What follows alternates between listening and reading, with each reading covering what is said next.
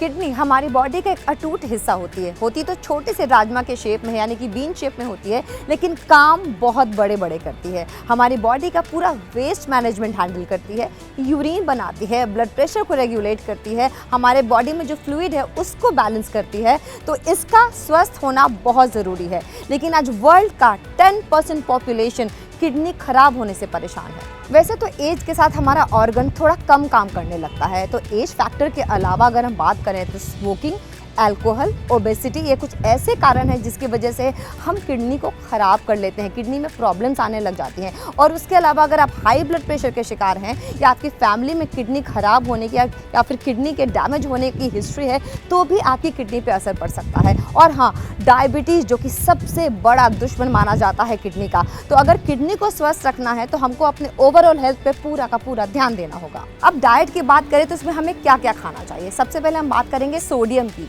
तो सोडियम हमारे लिए बिल्कुल सही नहीं है अगर हम किडनी की किसी भी बीमारी से ग्रसित है, क्योंकि जब हमारी किडनी ठीक तरीके से फंक्शन नहीं करती है तो वो सोडियम को फिल्टर नहीं कर पाती। इसलिए लो सोडियम का या लो टेबल सॉल्ट का खाना बहुत ज़्यादा ज़रूरी है। और अगर हम बात करें कि हमें कितना सोडियम लेना चाहिए तो 2000 mg से थोड़ा कम हमारी बॉडी को ज़रूरत पड़ती है सोडियम की। वैसे तो सोडियम की तरह ही पोटेशियम भी हमारी बॉडी के लिए बहुत ज़रूरी है, लेकिन अगर आप किडनी के बीमारी से ग्रसित हैं तो आपकी डाइट में पोटेशियम का लो होना बहुत ज़रूरी है। वो भी 2000 mg से कम आपको इनटेक लेना है, तभी आपकी जो किडनी है वो सही तरीके से काम करेगी। फास्फोरस जो हमारे बहुत सारे खाने में पाया जाता है और बहुत ज़रूरी मिनरल भी होता है, लेकिन ख़राब किडनी उसको फिल्टर नहीं कर पाती है। अगर हम बात करें किडनी पेशेंट्स की तो उनको ज़्यादा से ज़्यादा 800 से 1000 mg ही दिया जाना चाहिए फास्फोरस। वैसे तो प्रोटीन भी हमारी बॉडी के लिए बहुत ज़रूरी है, लेकिन अगर आप किडनी के पेशेंट हैं तो प्रोटीन का इंटेक कम करना होगा, क्योंकि प्रोटीन हमारा मेटाबॉलिज्म जो है वो गड़बड़ कर देता है अगर हम किडनी के पेशेंट होते हैं।